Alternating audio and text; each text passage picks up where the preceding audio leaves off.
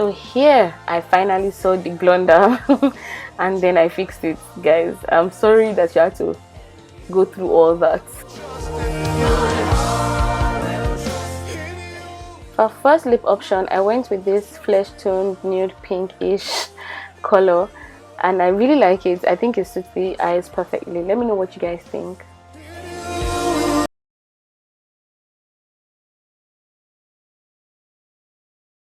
This is one of the final look, guys. I hope you guys like it.